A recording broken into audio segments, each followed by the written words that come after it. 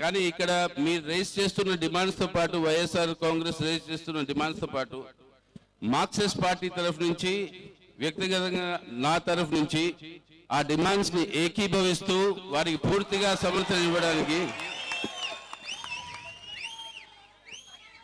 నేను ఇక్కడ మీ ముందర ఉన్నాను. గతంలోనే ఈ చట్టం తీసుకొచ్చినప్పుడు పార్లమెంట్లో మేము ఒక్కరమే, మా పార్టీ ఒక్కతే దాన్ని వ్యతిరేకించింది. దాన్ని వ్యతిరేకిస్తూ మాట్లాడుతూ అప్పుడే ఆ హెచ్చరిక ఇచ్చాం ప్రభుత్వానికి, ఆ రోజుల్లో ఉన్న ప్రభుత్వానికి. మీరు ఏ విధంగా అయితే ఈ విభజన చేస్తున్నారో దీనివల్ల కొత్త సమస్యలు ముందుకు తీసుకొస్తున్నారు. వాటిని పరిష్కరించకుండా ఈ విభజన చేయడం ఇది అసమర్థం, అందుకోసం ఇది చెయ్యొద్దు అని మేము అప్పుడు వాదించాం.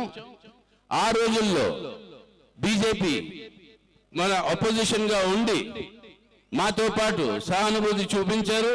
వాళ్ళ నాయకులు ఖచ్చితంగా ఆంధ్ర రాష్ట్రానికి ఒక స్పెషల్ స్టేటస్ తప్పకుండా ఇస్తాము మేమే కానీ అధికారంలోకి వచ్చినప్పుడు అని అన్నారు. ఒక ఏడాది అయిపోయింది, కానీ ఇప్పటి వరకు ఆ స్పెషల్ స్టేటస్ కానివ్వండి, లేక ఇప్పుడు ఈ కొనసాగుతున్న సమస్యలు కానివ్వండి, వాటిని పరిష్కరించడానికి కేంద్ర ప్రభుత్వం ఏమీ జోక్యం చేసుకోవటం లేదు. దాన్ని మేము ఖండిస్తున్నాం, దాన్ని పార్లమెంట్ లో కూడా ఖండిస్తాం. మీతో పాటు కలిసి మన స్పెషల్ స్టేటస్ కోసం అందరం కలిసి పోరాడదామని ఆ సంకల్పన, ఆ వాగ్దానం మీ ముందు చేయడానికి నేను ఇక్కడికి వచ్చాను.